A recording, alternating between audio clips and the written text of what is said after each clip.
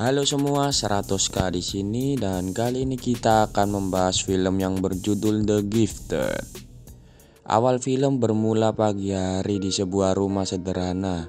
Tinggallah seorang paman yang bernama Frank dan Mary, seorang anak TK yang memiliki kecerdasan di atas rata-rata, serta kucing mata satu kesayangan Mary yang bernama Fred.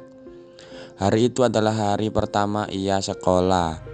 Namun Mary tidak mau sekolah karena ia ingin belajar di rumah saja.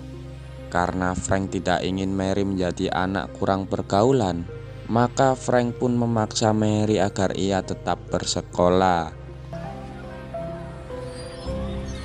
Saat di sekolah, guru matematika Mary yang bernama Bonnie memberikan pelajaran. Mary tampak merasa tidak nyaman dan begitu bosan karena pelajaran yang diberikan gurunya hanyalah soal gampang. Mary pun marah dan menyuruh gurunya berhenti memberikan pelajaran dan memulangkan Mary secepatnya.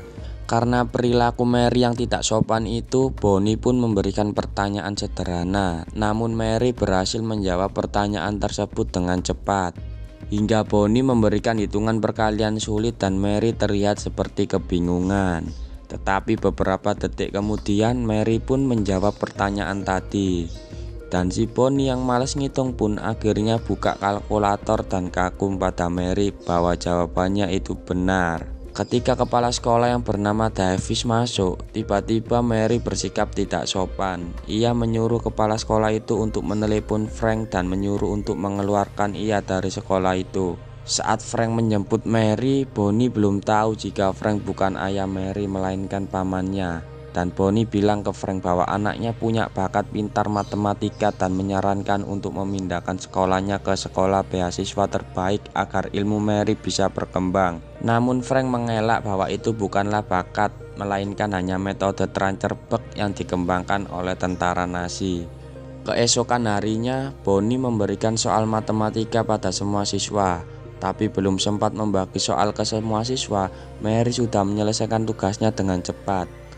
Bonnie pun memberinya soal lagi, tapi kali ini bukan soal tingkat TK, melainkan soal turunan diferensial, limit, fungsi, pokoknya pelajaran kuliah lah. Gila nih gurunya ngebug cuk. Tapi Mary pun tidak kesulitan dan malah senyum-senyum kegirangan karena berhasil mengerjakan soal tersebut. Bonnie pun penasaran dengan Frank dan Mary. Akhirnya ia mencari tahu tentang mereka berdua. Di sini ia menemukan sebuah berita bahwa ada seorang ahli matematika super jenius bernama Diane Adler, di mana Diane ini adalah ibu dari Mary dan adik perempuan Frank.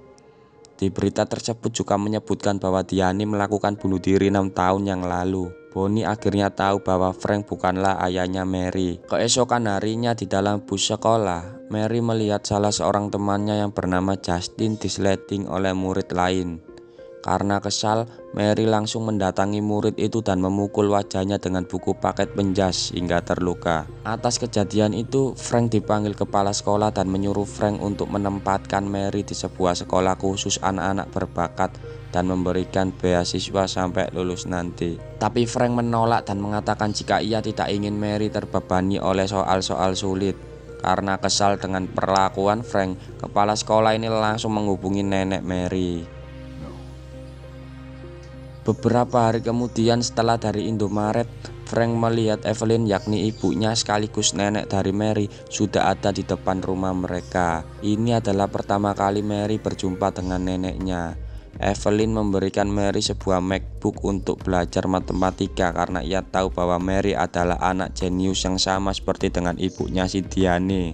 Terlihat di sini jika Frank dan ibunya memiliki hubungan yang kurang baik. Kemudian Evelyn menyuruh Frank untuk pindah dari rumah kumuh ini dan memindahkan Mary ke sekolah yang lebih mengasah bakatnya. Jika tidak, maka Evelyn akan membawa kasus ini ke hukum dan mengambil alih hak asuh anak karena Mary juga merupakan cucunya. Di sini Evelyn menyewa pengacara mahal kelas atas, sedangkan Frank hanya menyewa tetangganya yang kebetulan kerjanya adalah pengacara. Setelah adu argumen yang cukup lama, di akhir sidang, pihak Evelyn meminta hakim untuk memberikan akses agar ia bisa bertemu dengan Mary. Sesampai di rumahnya, Roberta yang tahu hasil sidang Roberta ini tahu karena pengacara tadi itu juga tetangganya, guys. Ia meminta 1 malam pada Frank untuk bermain dengan Mary dan menginap di rumahnya Roberta. Frank pun membolehkannya dan malamnya Frank pergi ke bar buat mabuk agar pikirannya tenang. Tiba-tiba muncullah Bonnie, guru Mary, menemui Frank. Bonnie menjelaskan bahwa ia tidak tahu jika kepala sekolah langsung menelpon nenek Mary karena hal ini. Kemudian Frank meminta Bonnie untuk menemaninya mabuk-mabukan sampai akhirnya adegan bercocok tanam pun dimulai, seluruh.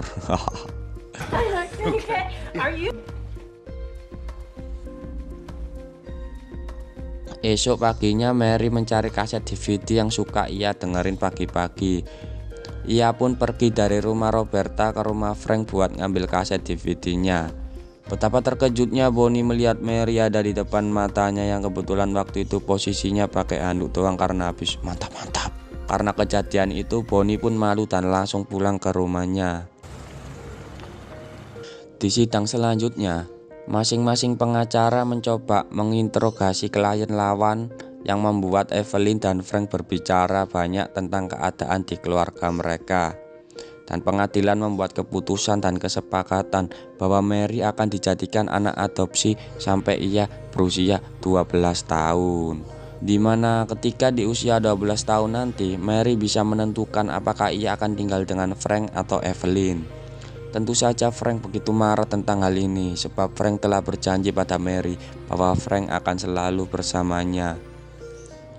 Kemudian pengacaranya bilang bahwa ini adalah keputusan terbaik sebab cepat atau lambat pihak hakim akan berada di sisi Evelyn karena Evelyn yang memiliki banyak uang. Wah, sama seperti Indonesia ini, guys.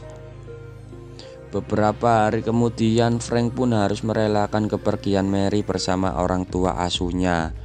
Mary pun marah dan begitu sedih karena sebenarnya ia ingin terus bersama dengan Frank. Please, Frank, no. Kemudian dengan sangat berat hati, Frank akhirnya pergi meninggalkan Mary. 1 minggu setelahnya, Bonnie yang hendak pulang kerja melihat kucing peliharaan Mary terdapat di daftar hewan peliharaan yang bisa diadopsi. Bonnie pun langsung memberitahukan hal ini kepada Frank. Tanpa berpikir panjang, Frank langsung pergi ke tempat kucing Mary berada. Sesampainya di tempat adopsi, betapa terkejutnya Frank saat melihat kucing peliharaan Mary akan disuntik mati. Ia pun mengetahui bahwa pasti pihak Evelyn yang membawa kucing ini ke tempat tersebut.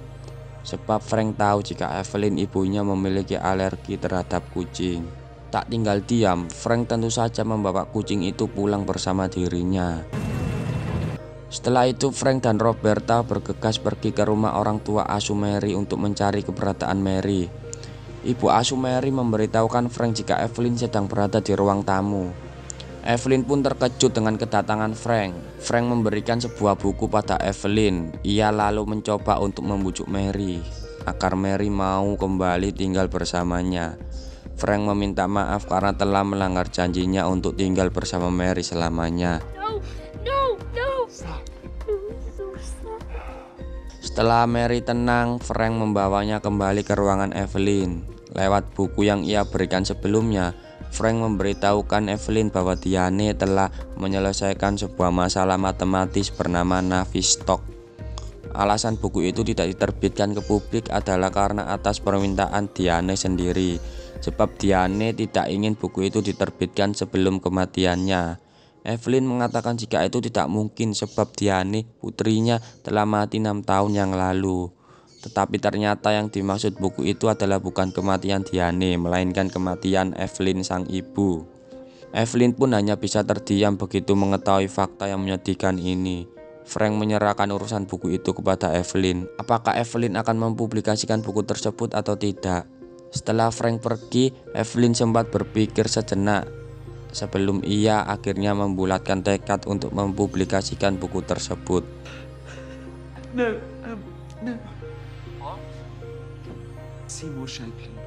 Setelah semuanya yang telah terjadi selesai, kita diperlihatkan Mary yang masih berumur 7 tahun sedang mengikuti pelajaran di sebuah universitas bersama mahasiswa-mahasiswa lainnya yang tentu saja umurnya di atas 20 tahun. Selesai berkuliah, Frank mengantarkan Mary ke taman bermain kanak-kanak. Dengan begitu Mary bisa memanfaatkan kejeniusannya dengan baik, dan di sisi lain ia juga bisa bermain dan berteman dengan anak-anak seusianya. Lalu film pun berakhir. Jujur, film ini memiliki alur cerita yang sangat mengharukan. Di beberapa scene saya sampai nangis loh melihatnya, terutama di bagian saat Frank dan Mary berpisah. Pemilihan musik dan akting pemainnya dalam film ini sangatlah bagus. Pesan yang bisa dipetik dalam film ini adalah jangan bertetangga dengan anak pintar jika hidupmu tidak mau dibanding-bandingkan dengan anak tetangga. Sekian alur cerita film dari kami. Terima kasih telah menonton. Saya 100K pamit undur diri. Wassalamualaikum warahmatullahi wabarakatuh.